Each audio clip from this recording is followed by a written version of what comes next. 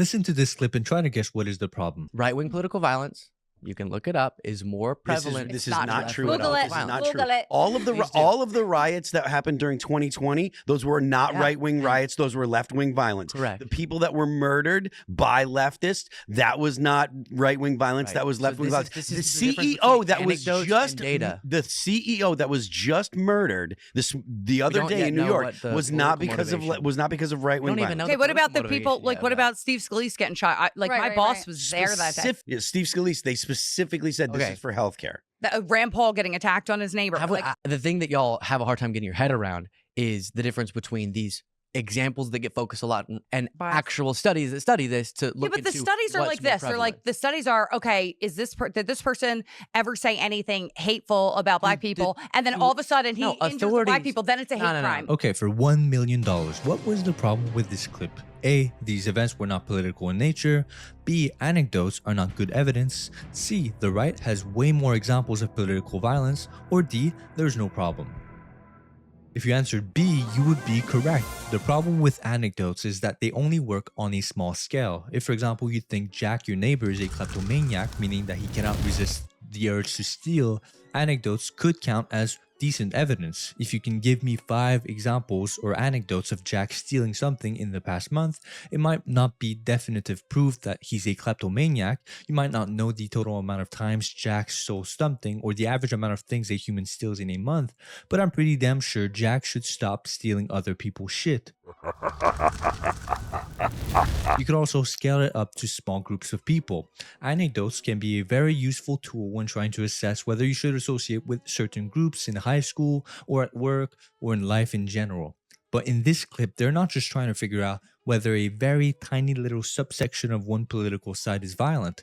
They're trying to figure out whether an entire side of the political spectrum is more violent than the other entire side. And unfortunately, on larger scales, anecdotes don't work because there are way too many examples and not enough information. There are other reasons why anecdotes are not good evidence on larger scales, but in this video, I'm only going to focus on these aspects. So let's bring out the whiteboard. Okay, let's take the same subject that they were trying to debate. Who commits more political violence in the United States, the right or the left?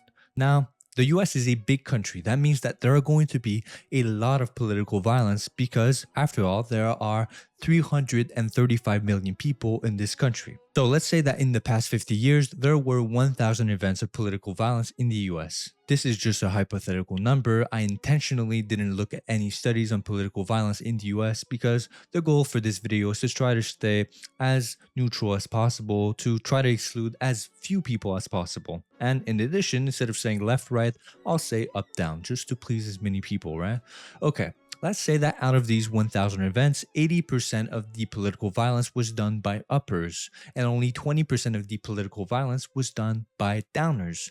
In this scenario, there would be 800 examples of upwing violence and only 200 examples of downwing violence. So by this aggregation of data, that would mean that uppers are more violent than downers. But let's say we didn't have access to this data. Someone from the upwing could come on your show and give you 200 different examples of downwing violence. So the guy on your show could go on for hours and hours and hours just citing one example after the other and giving you full graphic details without stopping. And because our brain is not good at dealing with statistics and anecdotes are much more memorable, it would feel like the downers are the real monsters, more than the uppers, even though the data shows that it's the exact opposite. Let's take a look at this study. This study shows that after one day, the impact of statistics in our mind decays by 73% compared to only 32% for anecdotes. This happens because anecdotes are packed with much more qualitative information compared to statistics.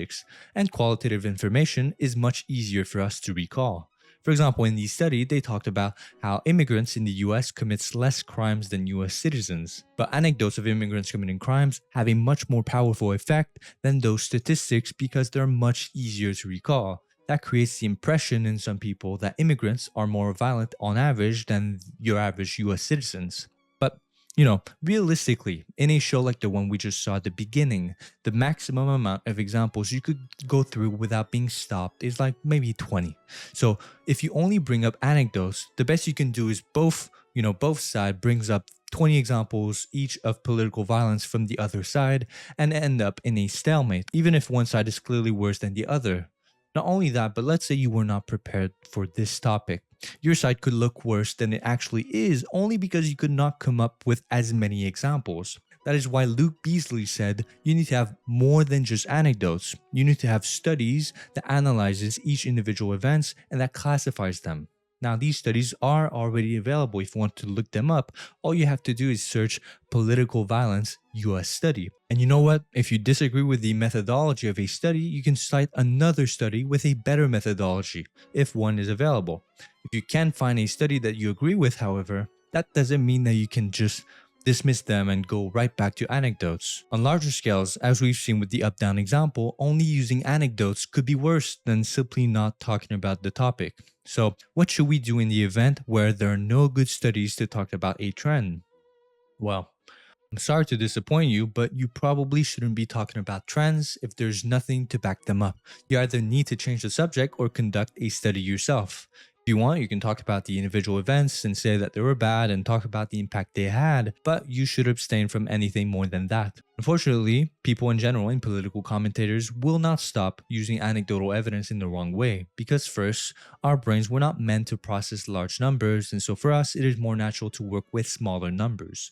And second, is because using anecdotal evidence is an incredibly effective rhetorical strategy. If, for example, I want to say that immigrants are really dangerous, then why the hell should I even try to bring up data if I know that anecdotes of gruesome crimes committed by immigrants are way more powerful than the statistics themselves? I don't have any incentives to act in good faith, especially if the stats go against my argument. So, what should we do to solve this problem? While if political commentators won't change because using anecdotes is the best strategy, that means that the only one that can change is the individual viewer.